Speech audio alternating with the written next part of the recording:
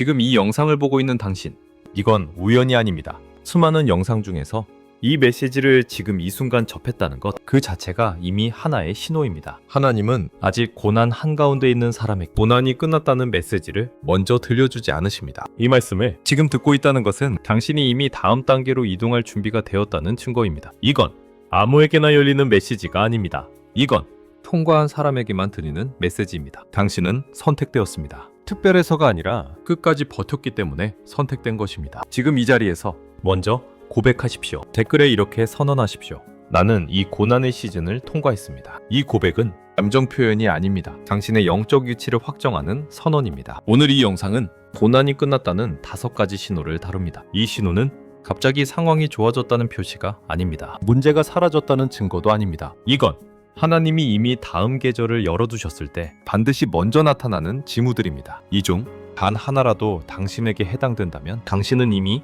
고난의 끝자락에 서 있습니다. 성경은 말합니다. 구름이 밤을 지날지라도 아침에는 기쁨이 오리로다. 중요한 건 이것입니다. 성경은 밤이 영원하다고 말하지 않습니다. 밤은 반드시 지나는 시간입니다. 그러나 많은 사람들이 밤이 길어질수록 이렇게 생각합니다. 혹시 이게 내 인생 전부는 아닐까? 하나님이 나를 잊으신 건 아닐까? 아닙니다.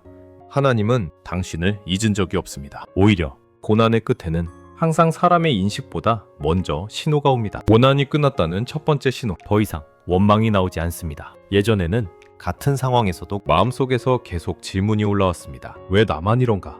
왜 이렇게 오래 걸리는가? 왜 하나님은 침묵하시는가? 그런데 어느 순간 상황은 그대로인데 원망이 사라집니다. 이건 체념이 아닙니다. 이건 포기가 아닙니다. 신뢰가 자리를 잡았다는 증거입니다. 고난의 한가운데에 있는 사람은 상황보다 감정에 반응합니다. 그러나 고난의 끝에 있는 사람은 상황을 해석하기 시작합니다. 원망이 사라졌다면 당신은 이미 배우는 단계로 넘어왔습니다. 두 번째 신호. 설명하고 싶지 않아집니다. 이전에는 사람들에게 말하고 싶었습니다. 내가 얼마나 힘든지, 내 상황이 얼마나 복잡한지, 내가 얼마나 억울한지. 그런데 지금은 굳이 설명하고 싶지 않습니다. 왜냐하면 하나님 앞에서 이미 정리가 끝났기 때문입니다. 고난이 끝나갈수록 사람에게 이해받고 싶은 욕구는 줄어듭니다. 대신 하나님 앞에서만 마음이 안정됩니다. 이건 고립이 아닙니다. 독립입니다.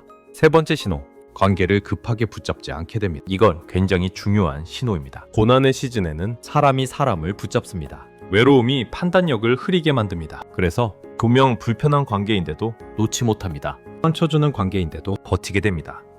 그런데 고난이 끝나갈수록 이런 생각이 들기 시작합니다. 이건 아니구나.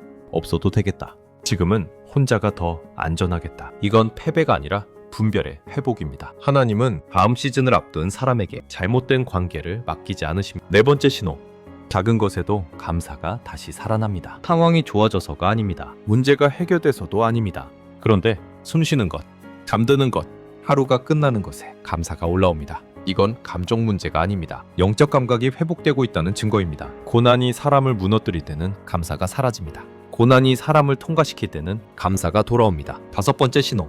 더 이상 언제 끝나냐는 질문을 하지 않습니다. 이 질문이 사라졌다면 거의 다 왔습니다. 언제 끝나죠? 라는 질문은 아직 통과 중이라는 신호입니다. 하지만 고난의 끝에 선 사람은 이렇게 말합니다. 이 시간이 나를 무엇으로 만들고 있는가? 질문이 바뀌었다면 시즌은 이미 바뀌고 있습니다. 여기서 아주 중요한 경고를 하나 하겠습니다. 지금 이 신호들을 느끼고 있으면서 황급하게 움직이지 마십시오. 고난이 끝났다는 건 바로 뛰어도 된다는 뜻이 아닙니다. 문이 열렸다는 뜻입니다. 다음 영상의 후반부에서는 이 문을 열고 들어갈 때 절대 하면 안 되는 실수와 하나님이 실제로 사람을 보내실 때 나타나는 외정적인 징조들을 나누겠습니다. 끝까지 함께 하십시오. 지금 다시 한번 댓글에 선언하십시오.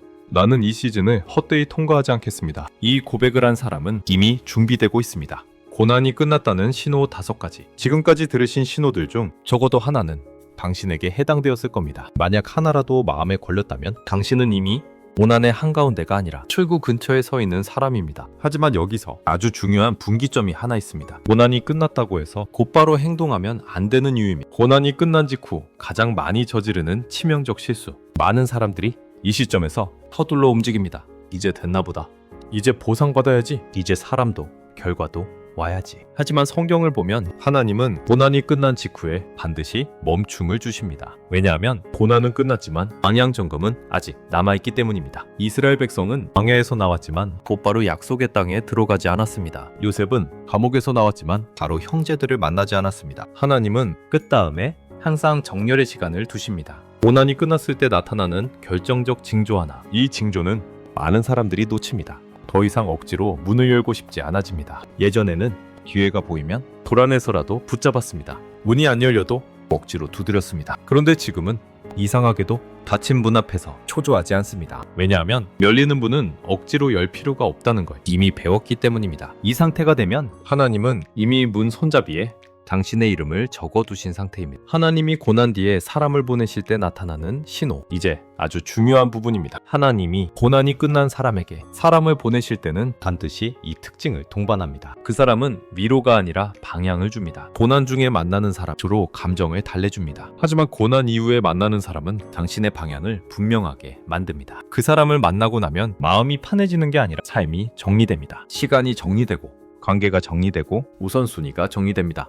이건 우연이 아닙니다. 정렬된 사람만 정렬된 사람을 알아봅니다. 여기서 반드시 필요한 경고. 지금 이 시점에서 가장 위험한 태도는 이것입니다. 이 정도면 됐지? 이제 쉬어도 되겠지? 이제 다시 예전처럼 살아도 되겠지? 아닙니다.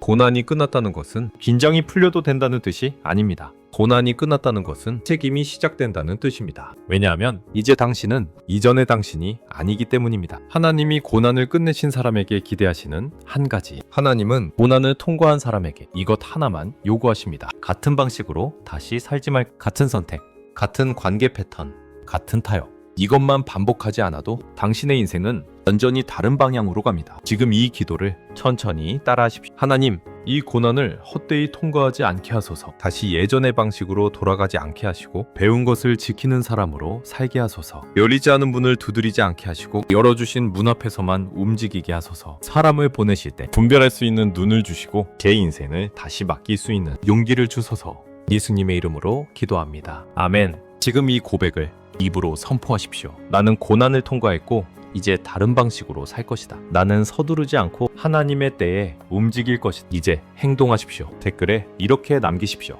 나는 다음 시즌을 준비하겠습니다. 좋아요를 누르십시오. 이 결단을 흔들리지 않게 고정하십시오. 구독하십시오. 이 채널은 고난 이후의 삶을 다시 설계하는 말씀을 전합니다. 알림을 설정하십시오. 다음 메시지는 지금 이 시즌을 통과한 사람에게만 더 깊이 들어갑니다. 이 영상을 공유하십시오. 지금 누군가는 이 메시지를 듣지 않으면 같은 고난을 다시 반복하게 됩니다.